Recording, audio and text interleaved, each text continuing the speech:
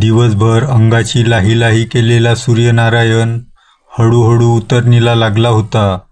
सोसाट्याचा वारा जोरदार सुटून काळेकुट्ट आभाळ भरून आले होते. आभाळ लाल रंगाचे होऊन त्यात तांबडा रंग फुटला होता. दिवसभर दानापाणी वेचून घरट्याकडे माघारी निघालेले पक्षी भांबावून जाऊन आकाशात सैरावैरा उडत होते. बांधाच्या पलीकडे जमिनीवर सुकून पडलेला पालापाचोळा गवताच्या सुकलेल्या काड्या एकमेकांना घुसळून काढत मध्येच वावटळीत रूपांतरित होत होत्या.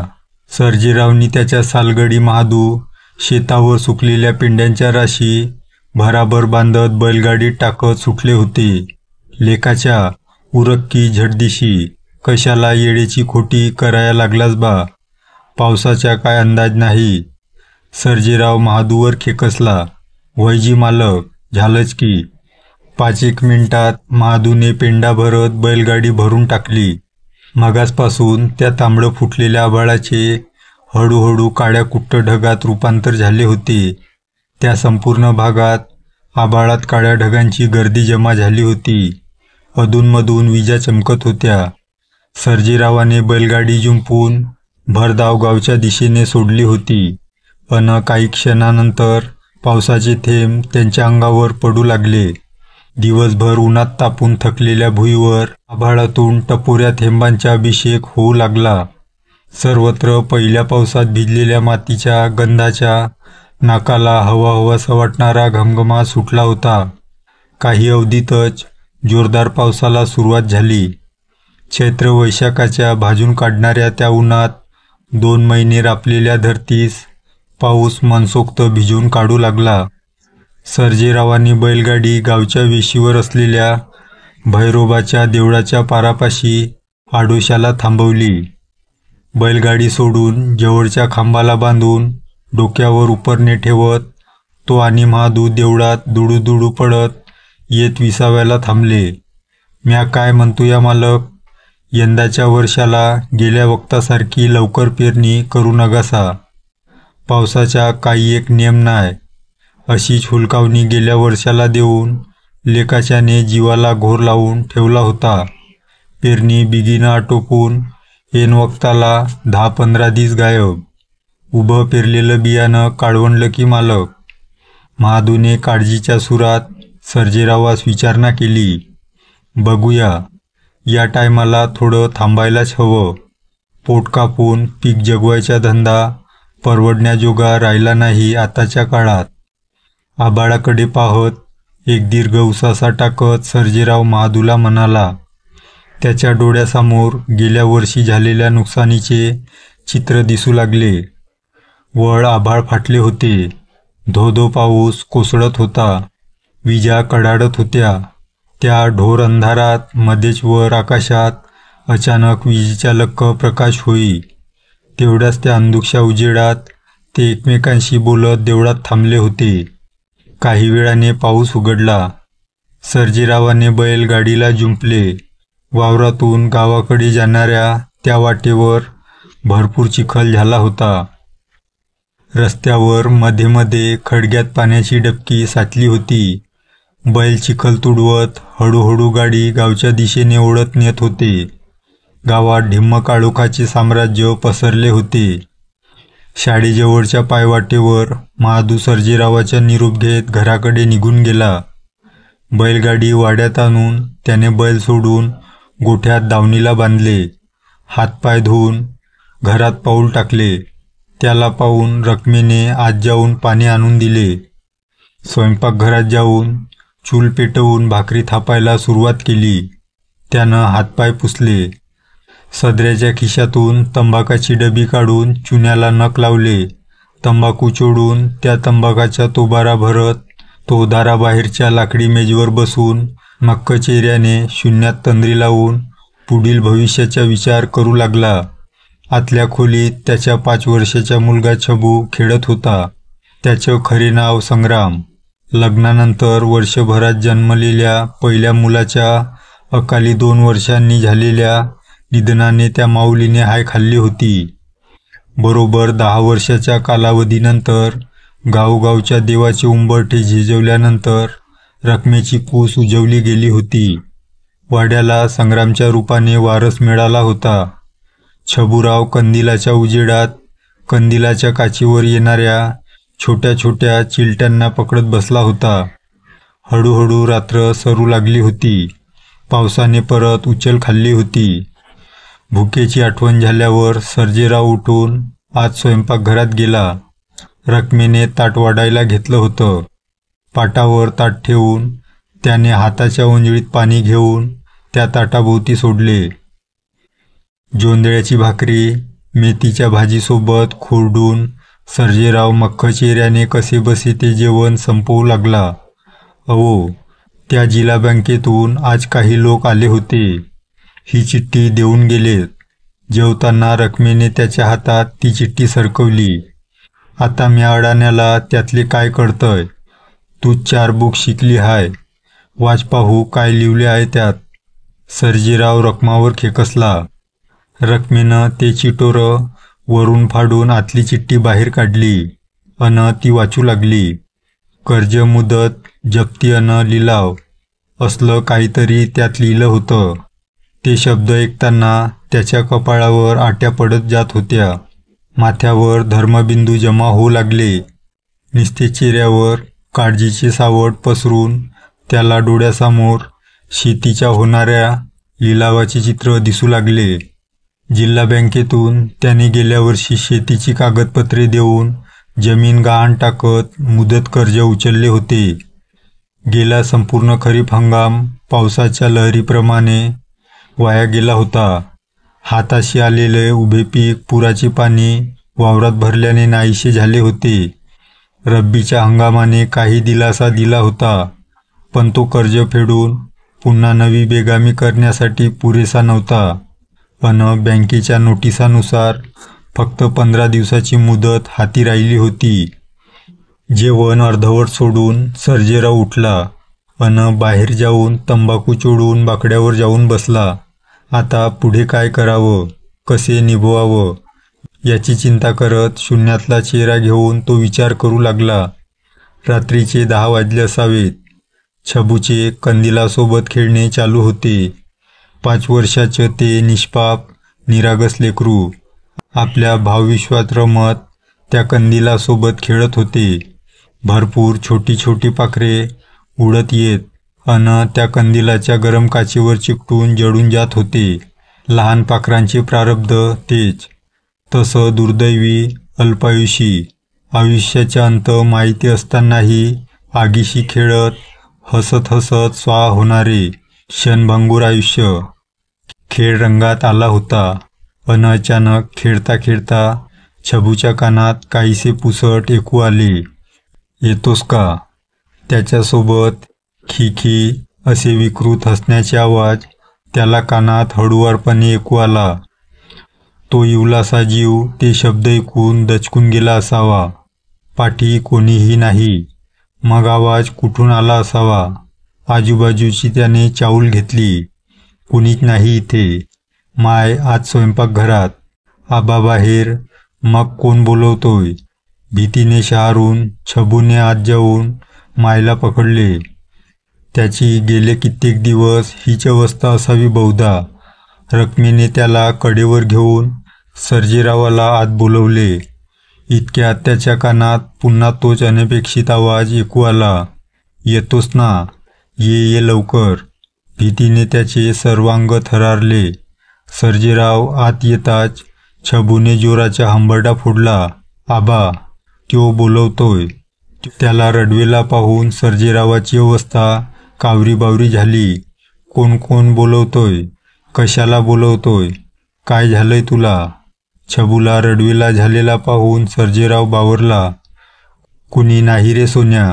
अर गुलामा सोन्या, असं कोण नाही बोलवत. तू ये, तुला झोपवतो. रकमेने त्याची समजूत काढत त्याला मांडीवर घेऊन डोक्यावरून हात फिरवत आपल्या कुशीत निजवले. रात्रभर ते अजान बालक त्या माऊलीच्या उबदार कुशीत घाबरतच निजले. रात्रभर सर्जेराव तळमळत होता. डाव्या कुशीवरून उजव्या कुशीत वळवळ करत होता. त्याच्या डोक्यात विचारचक्रे फिरू लागली. नक्की काय भानगड असावी. अचानक छबूला वारंवार कोण हाका मारू लागला होता. परिस्थिती हाताबाहेर जाण्याच्या अगोदर प्रकाराचा शोध घेणे आवश्यक होते. पहाट होत आली होती अन तोही निद्रेच्या अधीन झाला. झुंजूमुंजू झाल्यावर रकमेला जाग आली आणि आटोपून तिने स्वयंपाकघरात जाऊन चूल पेटवली. ज्वारीच्या भाकरीचे पीठ परतीत घेऊन ती मळत ती काल रात्रीच्या प्रकाराचा विचार करू लागली. गेली काही दिवस छबूच्या वागण्यात झालेला अचानक बदल तिच्या नजरेतून सुटला नव्हता. विचार करता करता तिला आठवले, गेल्या महिन्यात टमाट्याची तोडणी चालू असताना ती छबूला सोबत घेऊन शेतात गेली होती अन त्या संध्याकाळपासूनच छबूच्या वागण्या बोलण्यात भीतीचे सावट तिला जाणवू लागले होते. अन तिनं त्याच्याकडे जास्त लक्ष दिले नव्हते. पण काही वंगाळ नसावं त्यात. असू दे, पाहूया नंतर, अशा त्यावेळी ती विचार करत होती. खाटेवर झोपलेल्या सर्जेरावाला जाग आली. रात्रभर व्यवस्थित झोप न आल्याने काहीसा थकवा त्याला जाणवत होता. आतून रकमेच्या हाकेने त्याचे लक्ष वेधले.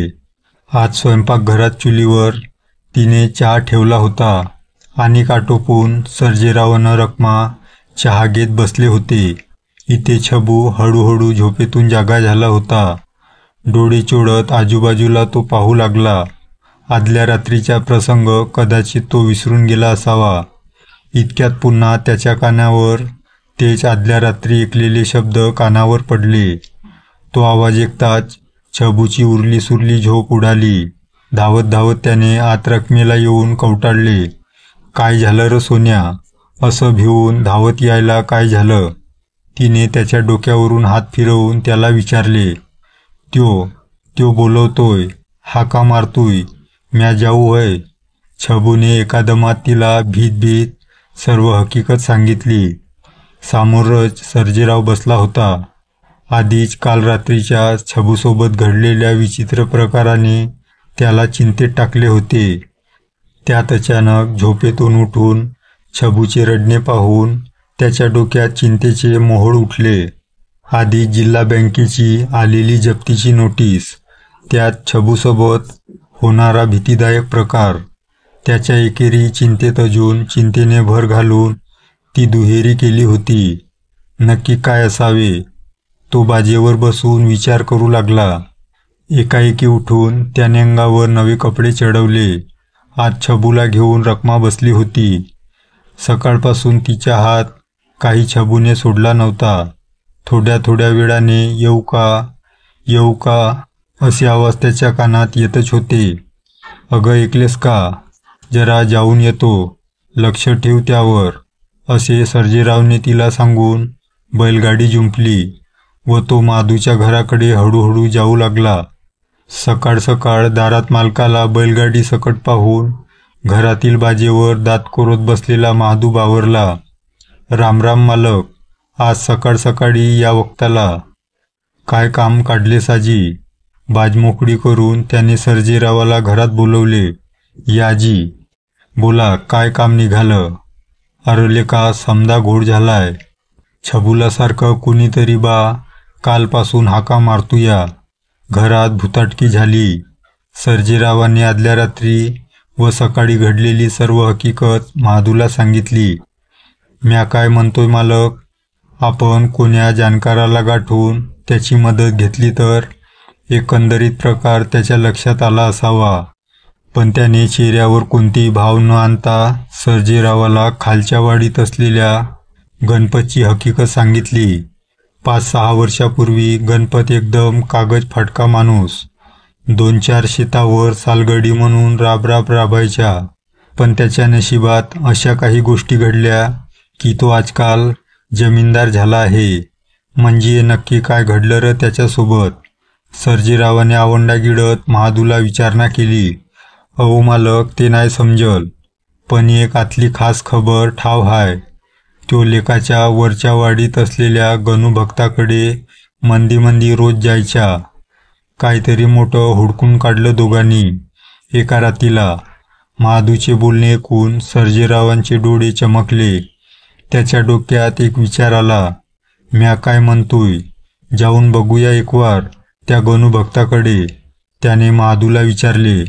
अहो पण मालक, आता या वेळेला तो काय गादीवर बसत नाही, त्याची बसायची तिन्ही सांजेची येळ हाय.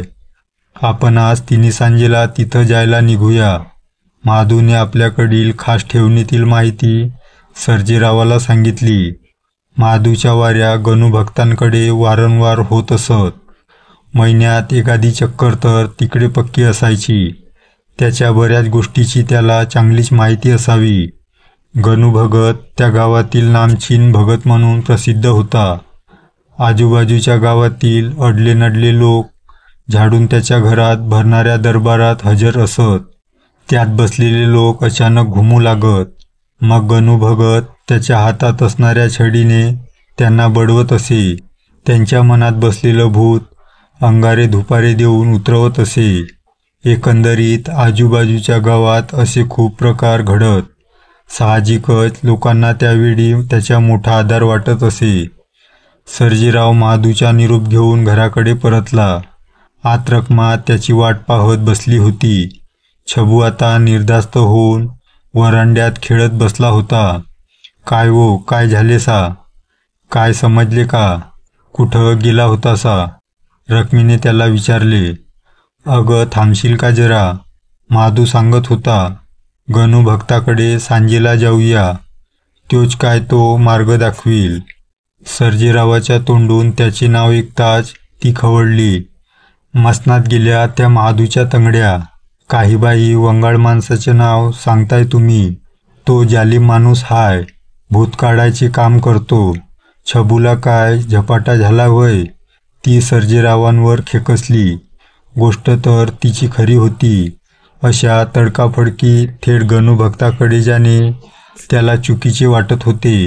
वर भानामती करतो म्हणून गावात इज्जत निघायची, पण छबूसोबत झाल्या प्रकाराच्या शोक्षमोक्ष लावणे त्याला गरजेचे वाटत होते. लवकरात लवकर चिंतेतून त्याला मुक्त व्हायचे होते. संध्याकाळी महादू व सर्जेरावाची स्वारी गणूभक्ताच्या घराच्या दिशेने जाण्यासाठी वरच्या वाडीकडे निघाली. संध्याकाळी 7च्या सुमारास ते दोघे गणूभक्ताच्या घराजवळ पोहोचले. बाहेर शेणाने सारवलेल्या अंगणात बऱ्याच चपलांचे जोड रचून ठेवले होते. बहुतेक आतमध्ये बरीच गर्दी होती. आत बऱ्याच बायाबापड्या मंडळी एकमेकांना खेटून बसली होती. त्या गर्दीत बऱ्याच जणी घुमत होत्या आणि एका पाटासमोर फेंदारलेल्या नाकाच्या गणूभगत मांडी घालून बसला होता. त्या पाटावर बरेचसे नारळ, हार, पेढे आणि एका ताटात बऱ्याच 100-50च्या नोटा ठेवल्या होत्या. एक एक जण त्याच्या पुढ्यात बसत. काही बाई प्रश्न विचारत. प्रश्न सोपा असेल तर पटकन गणूभगत डोळे बंद करून एका हाताने अंगारा घेऊन तो मुठीत बंद करत असे. ती मूठ तोंडासमोर धरून त्या मुठीत मंत्र फुकत असे. मग असा मंत्र फुकलेला अंगारा कागदात बांधून मिळत असे. प्रश्नकर्त्याच्या मनाचे समाधान होवो अथवा न होवो, खिशातून कमीत कमी 50 रुपये तरी त्या पाटावर असलेल्या ताटात टाकायचे, असा इथला अलिखित नियम होता. काही वेळा गणूभक्तापुढे बसलेली एखादी बाई अचानक भारल्या गेल्यासारखी घुमू लागे. मग अशा वेळी तिला वेताच्या काठीने जोरात बडवण्यात येई. मग ती मार खाल्लेली बाई काहीतरी खायला मागत असे. तिची मागणी मान्य करताच तिचे घुमणे बंद होऊन ती अचानक सर्वसामान्यासारखं वागायला लागत असे. अशा घुमणाऱ्या बाईचा प्रकार शांत झाल्यावर तिच्या घरचे तिथून उठून गणूचे पाय धरून त्याच्याकडून अंगारा घेऊन ताटात 100 रुपये टाकून बाहेर निघून जात असत. सर्जेराव मगासपासून ह्या सर्व गोष्टी बसून निहाळत होता. अरे माद्या, मायाकडं तर फक्त 50 रुपये खिशात आहेत, काम होईल ना नक्की? त्याने महादूच्या कानात फुसफुसले. एक डोळा बंद करून तोंडावर बोट ठेवून महादूने त्याला गप्प बसण्याचा इशारा केला. आता समोर बसायची बारी सर्जेरावाची होती. तो आणि महादू उठून त्या पाटासमोर जाऊन बसले. हां बोला, काय काम आहे तुमचे? गणूभक्ताने त्यांना विचारलं. ते तव तसं नाय, म्हणजे माझ्या लेकराला कालपासून लय वंगाळ आवाज कानात ऐकू येतात. कुणीतरी बाप्या म्या येऊ का तिकडे असं सारखं सारखं विचारतोय, कानात हाका मारतोय. मनाच्या हिया करत सर्जेरावांनी त्याला कालपासून छबूसोबत घडलेली सर्व हकीकत सांगायला सुरुवात केली. असं हाय का? ठीक हाय म्हणत गणू भगत डोळे बंद करून घुमू लागला. महादू आणि सर्जेराव एकमेकांच्या तोंडाकडे पाहू लागली. काही क्षणात गणूभक्ताने डोळे उघडले. म्या काय म्हणतोय ते नीट एकदा ऐकून घे. तुया वावरात सोन्याच्या मोहरा असलेला मोठा हंडा खच्चून भरलेला आहे अन त्यो बोलवतोय तुया लेकराला. गणूभक्ताने सर्जेरावांच्या कानात म्हटले. मग हुडकेल का माझ्यानी? सोन्याच्या हंड्याचे नाव ऐकून सर्जेरावांच्या मनात आनंदाचे उकाडे फुटू लागले होते. त्याला थोडा खर्च येईल, हुडकला की पाव हिस्सा माझ्या. बोल मंजूर. गणूने सर्जेरावाला जाड्यात अडकवायला सुरुवात केली. वयजी मंजूर. गणूच्या प्रस्तावाला सर्जेरावाने कसलेही विचार न करता होकार दिला. पण कसा बाहेर काढायचा तो हंडा? वावरात कुठे असेल तो हंडा? त्यानं गणूला शंका विचारली. आजपासून 2 दिवसांनी पुनव आहे. पुनवेच्या रातीला तुया लेकराला तिथं सोबत घेऊन जाऊन हुडकून काढूया, गणू सर्जेरावाला सांगू लागला. पण छबूला घेऊन रातच्याला सोबत का? माया ऐकल्याला नाही जमणार होय? सर्जेरावाने गणूला मनातली भीतीयुक्त शंका व्यक्त केली. त्यो तर लागेलच. त्यानं तिथं निवड ठेवला की पुढचा मार्ग मोकळा. त्यो हंडा बी त्याच्याच हाताला जमिनीत लागेल. आपण फक्त त्यो त्याच्याकडून घेऊन बाहेर आणायचा. गणूने पुढील योजना सर्जेरावाला सांगितली. महादू सर्व ऐकून उगाच घाबरून गेला असावा. एकही शब्द तोंडातून न काढता तो आश्चर्याने ती बोलणी ऐकत होता. उद्या सांच्याला परत ये, तुला काही सामान आणायची यादी देतो. त्याला होकार देऊन त्याचे पाय धरून सर्जेराव तिथून उठला. खिशातून 50ची नोट काढून त्याने ती त्या ताटात टाकली. महादू आणि सर्जेराव अवाक होऊन तिथून बाहेर पडले होते. वरच्या वाडीतून सर्जेरावांच्या घराकडे बैलगाडी जोरात पळत सुटली होती. रात्रीच्या सुमारास सर्जेराव वाड्यात आला. बैल सोडून त्याने ती गोठ्यात दाव्याला बांधली. तांब्यातील पाणी पिऊन एक चूळ भरून तो आत घरात आला. आत घरात रखमा छबूला सोबत घेऊन चुलीवर भाकरी थापत बसली होती. लाकडाची गाय, बैलाची खेळणी घेऊन छबू तिथंच खेळत बसला होता. काय हो, काय सांगितलं त्या गणूने? छबूला कोण हाका मारतोय काय समजलं का? तिने सर्जेरावांवर प्रश्नांचा भडीमार केला. अगं थांब जरा रखमे, जरा सबूर ठेव, जरा बसू दे की. तिथं कोपऱ्यात अंगाचे मुटकुळं करत बसून सर्जेरावाने खिशातून तंबाखाची डबी काढली. एका हाताने तो थापटत त्याने त्यातून एक चिमूट भरून तोंडात टाकली. ऐकतेस का रखमे? गणू भगत म्हणत होता आपल्या वावरात सोन्याचा हंडा हाय म्हणून, अन त्योच छबूला बोलवतोय. सर्जेरावाचे बोलणे ऐकताच तिच्या हातातली अर्धी थापलेली कच्ची भाकर खाली गळून पडली. तिच्या भुवया उंचावल्या गेल्या. म्हणजे नक्की काय म्हणणं त्याचं? त्यो सोन्याचा हंडा मग कसा कोणास सापडेल? तिच्या मनात शंका उपस्थित होऊ लागल्या. छबूरावास भेटेल, त्याच्या हाताला सापडेल. पोराच्या नशिबात बक्कळ सोन्या नाण्याच्या पैशाचा योग हाय. त्याने गणूभक्ताच्या इथे घडलेला सर्व प्रकार तिला सांगायला सुरुवात केली. पण तिच्या मनात शंकेची पाल चुकचुकली. छबूला पण सोबत ठेवायचे ऐकून तिच्या संतापाचा पारा चढला. मेला मसण्या तो, माझ्या पोराच्या जीवावर उठलाय वय. तिच्या तोंडातून गणूभक्ताच्या 10 पिढीचा उद्धार सुरू झाला. भीतीने तिच्या कपाळावर आठ्या पडल्या होत्या. अगं रखमे, तसं काय बी नाय. आम्ही 2 मंडळी बी त्याच्या संगट असणार की. अन छबूला हंडा भेटला की पटदिशी छबूला बाजूला काढणार. सर्जेराव तिची समजूत घालून तिचा होकार मिळवण्याचा प्रयत्न करू लागला. काही क्षणात तिच्या डोळ्यासमोर तिला भूतकाळातल्या भरल्या संसाराचा पट दिसू लागला. चांगल्या श्रीमंत घराण्यातून ती सर्जेरावाच्या घरी लग्न करून आली होती. नव्याचे 9 दिवस पालटले तशी तिला सर्जेरावाच्या घरी आलेल्या पिढीजात दारिद्र्याची जाणीव झाली. कालांतराने मूळ जमिनीची वाटणी होऊन थोरल्या सर्जेरावाच्या वाट्याला 4 एकर जमिनीचा तुकडा आणि वडिलोपार्जित वाडा मिळाला होता. खाऊन पिऊन जरी तो सुखी असला तरी रकमेची हौसमौज त्याने काही जास्त पुरवली नव्हती. गावातील बायकांना सोन्याने मढलेले पाहून तिच्या मनाच्या ती हिया करत असे. आपल्या फुटक्या नशिबाला दोष देत असे. आपण गळ्यात मोठे सोन्याचे हार, हातात भरीव पाटल्या घातल्या आहेत असे स्वप्न तिला अधूनमधून तिला पडत असे. वास्तवात हे सर्व वैभव तिला मिळणे कदापि शक्य नव्हते. पोट कापून जगाला धान्य पुरवणाऱ्या, जगाच्या पोशिंद्याचा व्यवसाय करणारा सर्जेराव तिचं स्वप्न कधीच पूर्ण करू शकत नव्हता. "अगं रकमे, कुठं हरवलीस? जागतेपणी सपान पाया लागलीस होय?" सर्जेरावाने तिला विचारलं.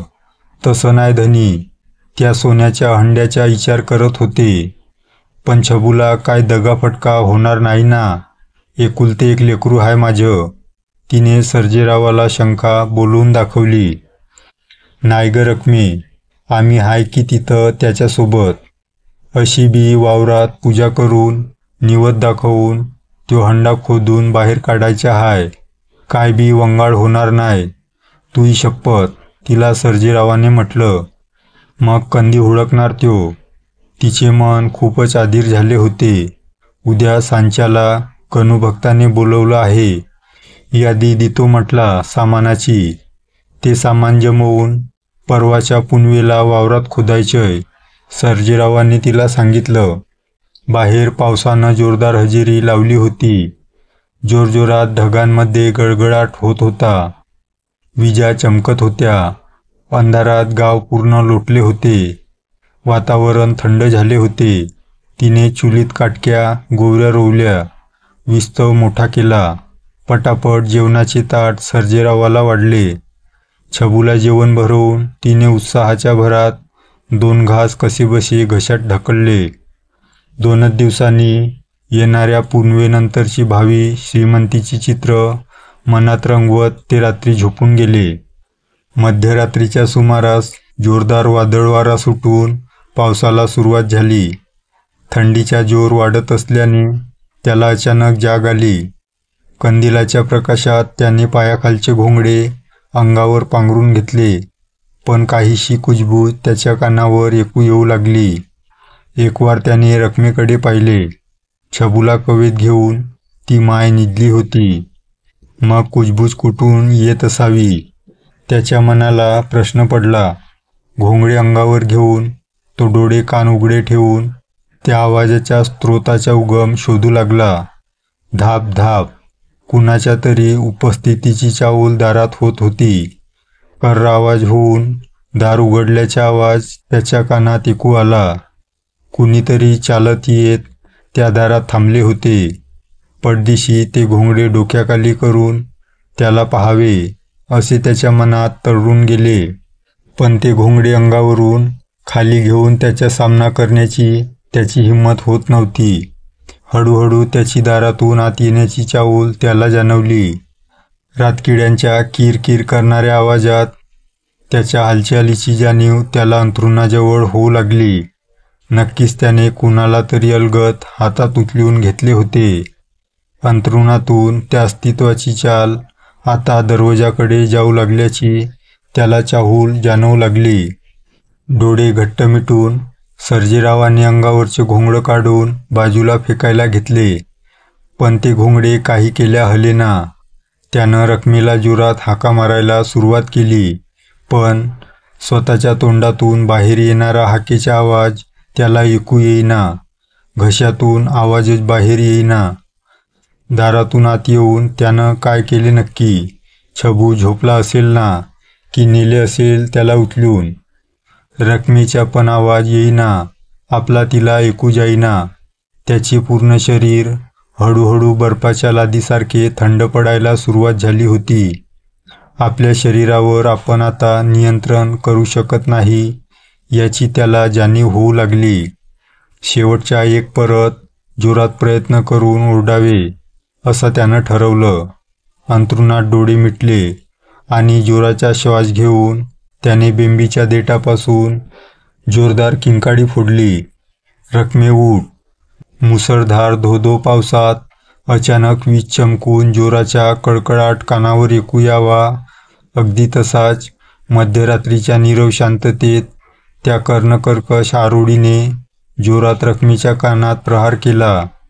अहो धनी, काय झालं तुम्हासनी? असं जोरात का ओरडला? काय वंगाळ सपान पडून राहिलं होय? ती गालावर थापट्या मारत सर्जेरावाला उठवू लागली. सर्जेराव मगासपासून केव्हाचाच जागा होता. रखमेच्या स्पर्शाने त्याला आपल्या शरीरात हळूहळू त्राण येत असल्याची जाणीव होऊ लागली. त्याचे मिटलेले डोळे हळूहळू उघडायला सुरुवात झाली. कंदिलाचा उजेड सोडला तर घरात मिठ्ठ काळोख होता. त्या उजेडात तो रखमेला शोधण्याचा प्रयत्न करू लागला. रखमे, छबू कुठाय? त्याच्या तोंडातून अस्पष्ट थरथरता आवाज बाहेर पडला. ह्यो काय, हिथंच निजलाय धनी. असं काऊन करताया खुड्यावानी? रखमा त्याला धीर देऊ लागली. अंगावरचे घोंगडे बाजूला सारून त्याने एकवार छबूला नीट न्याहाळले. ते कोकरू छानपैकी पाय दुमडून घोंगडं पांघरून निजले होते. अगं लय वंगाळ सपान पाहिलं ग. कोणीतरी हिथं येऊन छबूला उचलून बाहेर घेऊन जात होता. त्याने रखमेला मगाशी पडलेल्या स्वप्नाविषयी सांगितले. त्याची अवस्था फारच घाबरलेली झाली होती. कंदील हातात घेऊन रखमा स्वयंपाकघरात पाणी आणण्यासाठी वळली. अंथरुणात बसून सर्जेराव छबूला गुंजारत बसला होता. इतक्यात रखमेची जोरदार किंकाळी त्याला ऐकू आली. तिची किंकाळी ऐकून सर्जेराव तसाच उठून स्वयंपाकघराकडे आला. आत रखमा भीतीने थिजून जागच्या जागी उभी होती. काय झालं रखमे ओरडायला? त्याने तिला विचारताच तिने फडताळाकडे हाताच्या बोटाने इशारा केला. कंदिलाच्या लकलक करणाऱ्या उजेडात त्याने तिकडे पाहिले.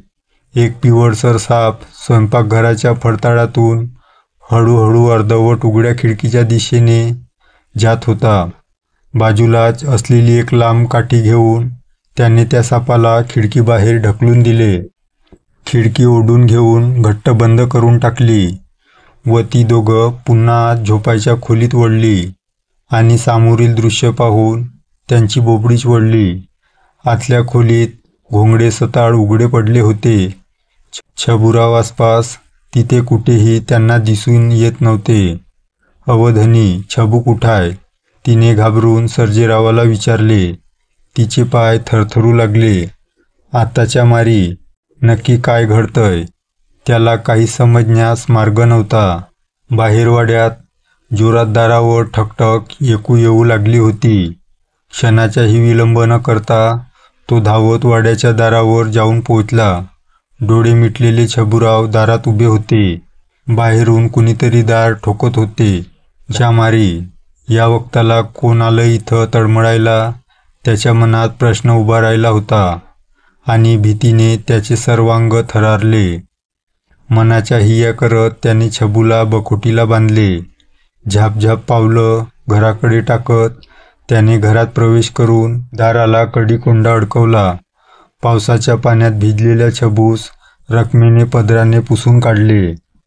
तिच्या कपाळावर भीतीने घामाच्या धारा लागल्या होत्या. छबूस कुशीत घेऊन ती घाबरतच निजून गेली. इथं अंथरुणात अंगावर घोंगडे घेऊन सर्जेराव कंदिलाच्या मिणमिणत्या उजेडात वाड्याच्या दारातून येणाऱ्या आवाजाच्या कानोसा घेऊ लागला होता. मुसळधार पावसात बाहेर वाड्याच्या दारात जोरात धापधाप रात्रभर सुरूच होती. मित्रांनो, ही गोष्ट तुम्हाला कशी वाटली? लाईक व कमेंट करून नक्की सांगा व चॅनलवरती नवीन असाल तर चॅनलला सबस्क्राईब करा. भेटूया या कथेच्या पुढील भागात.